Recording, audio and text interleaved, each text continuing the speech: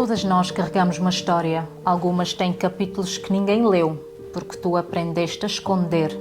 Mas a criança que tu foste nunca desapareceu. Ela ainda mora aí, dentro de ti.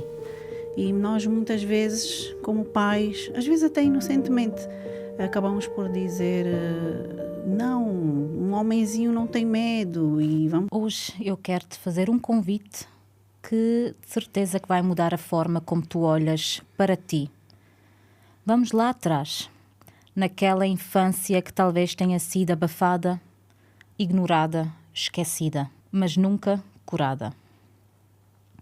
Aquela criança que ainda vive em ti. E se ela chora, ainda sente medo ou culpa, tu mereces ouvir o que vamos falar hoje. Tu já perguntaste por que aceitas migalhas nos teus relacionamentos? Como seria a tua vida hoje se naquela infância tu tivesses recebido amor incondicional? Quem tu precisavas que estivesse lá e não esteve? Qual foi o silêncio que mais te machucou? Tatiana, obrigada outra vez por aceitares mais um desafio meu, por podermos falar sobre assuntos que eu tenho a certeza que todas as pessoas, alguém vai se encaixar numa dessas questões que vamos falar hoje.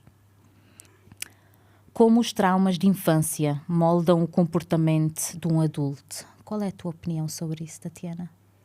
Bom, Débora, desde já queria dizer que são assuntos sensíveis, não é?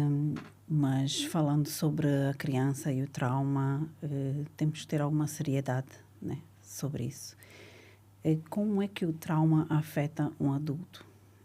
A vida de um adulto, o comportamento, as emoções de um adulto são totalmente traçadas a partir de traumas e situações que a criança viveu, que esse adulto viveu na infância. Portanto, afeta de todas as formas, afeta na parte comportamental e muitas vezes até cognitiva, na parte emocional desse adulto, profissionalmente, nos relacionamentos, afeta de diferentes formas, não é?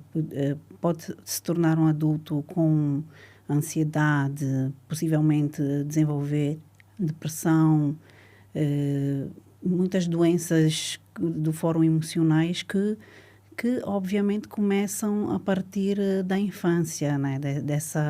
Dessa tenridade. Uhum.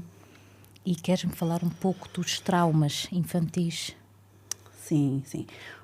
Existem vários tipos de traumas. Há traumas mais leves, há traumas moderados e há traumas mais graves, não é? Dos traumas mais leves, vamos dizer que, por exemplo, quando nós não validamos os sentimentos e emoções de uma criança, podem causar na fase adulta algumas consequências, não é? Para esse adulto.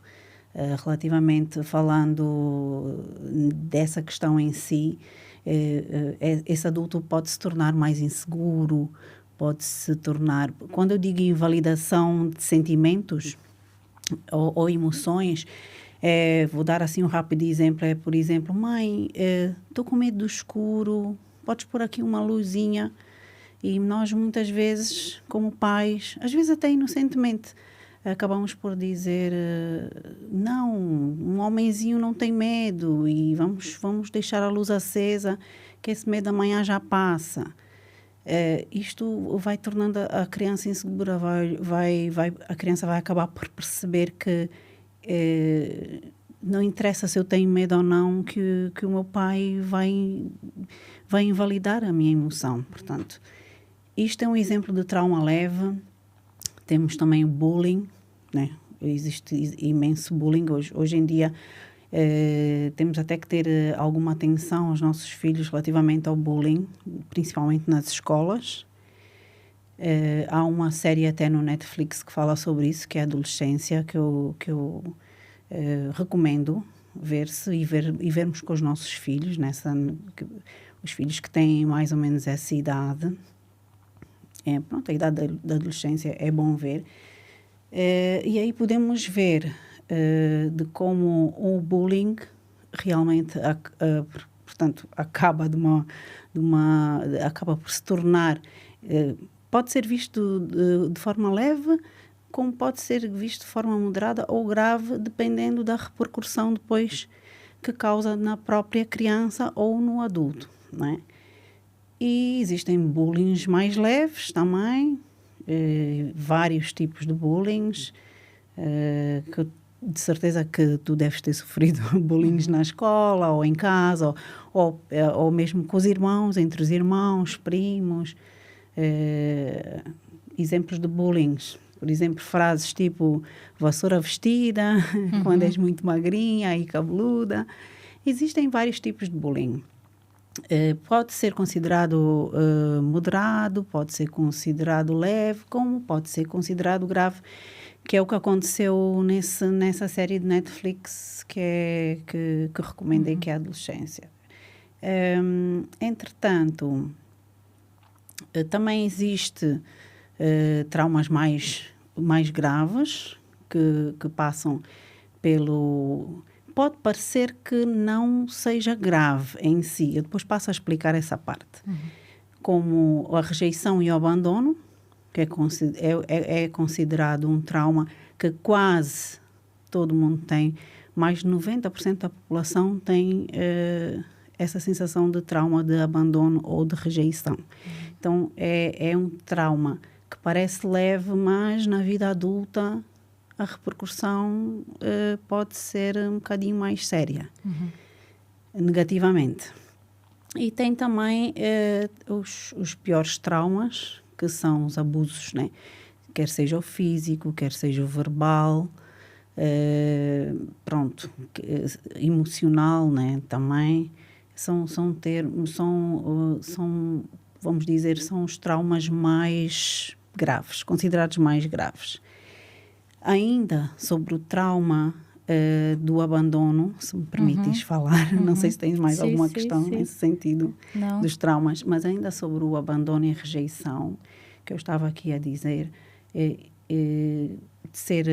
a maior parte de quase todas as pessoas têm essa sensação de rejeição, de abandono.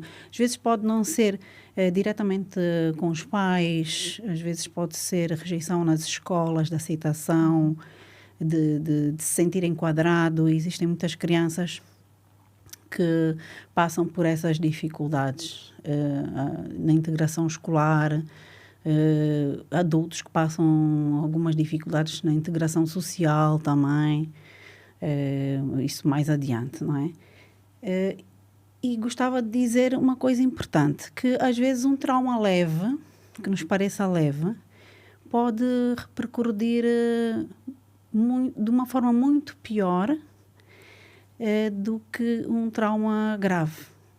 Isso depende muito de pessoa para pessoa, não é? Pode ser que uma pessoa que tenha sofrido um abuso sexual, que é uma coisa grave, ou agressão física, não é? Na vida adulta, consiga ultrapassar com terapia, facilmente ultrapasse esta situação. Já há traumas como rejeição e abandono que são mais difíceis de superar, não é? E refletem muito mais no dia a dia, nas escolhas, nas emoções, nos sentimentos, nos pensamentos dessa pessoa, do que, por exemplo, o abuso sexual. Eu não estou aqui a minimizar o abuso, é uma coisa gravíssima, mas estou a dizer que isto varia muito de indivíduo para indivíduo, né? Isto depois na fase adulta. É o meu ponto de vista. É possível curar esses traumas de infância sem revivê-los? Bom, depende. Eu diria que em terapia é um bocado difícil curarmos sem revivermos, porque falo da minha experiência, quando vamos para uma terapia, normalmente o terapeuta tem que perceber exatamente o processo em que a pessoa esteve envolvida. Porque que é um trauma? Um trauma é uma emoção extremamente dolorosa que alguém passou numa determinada fase ou momento da sua vida. Neste caso, na infância, né? Estamos a falar dos traumas da infância. Para podermos ajudar a pessoa nesse sentido, temos que perceber o que é que a pessoa realmente passou para se poder fazer uma intervenção ou poder-se fazer olhar numa outra perspectiva relativamente ao que passou, ou então tentar minimizar todos os danos que a pessoa sofreu. Portanto, nós não podemos minimizar as emoções que sentiu, mas nós podemos, através de terapias e através de outras ferramentas, podemos tentar ajudar a ultrapassar e fazer perceber que existem outras coisas e outras formas de estar e de ver esta situação de formas que nos fortifique e que para podermos olhar para as próximas situações que aparecem na nossa vida de uma forma mais fortalecida, mais concisa. Ok. Tatiana, um exemplo, um lar onde há brigas constantes. O que é que isso afeta num adulto hoje? Um lar onde há brigas constantes. Neste caso, uma criança é espectador, né, de brigas constantes. O que é que acaba por acontecer? A maior parte das crianças que estão presentes em brigas, acabam por primeiro sentirem-se, de certa forma, sentem ali um abandono, sentem bastante culpa, e pode ser que na fase adulta, há dois extremos. Pode ser que na fase adulta acabe por repetir a mesma coisa que está a ver, porque as crianças, elas agem muito mais de acordo do efeito espelho, daquilo que veem, do que da forma que gostaríamos, né, que elas agissem. Podem acabar por repetir o que está a ser observado, ou pode acabar por ser uma criança um adulto que se silencia porque tem necessidade de evitar o conflito, porque não quer exatamente viver aquela situação que já vivenciou e que de várias formas e maneiras foi dolorosa para a criança. Então, normalmente há os dois extremos.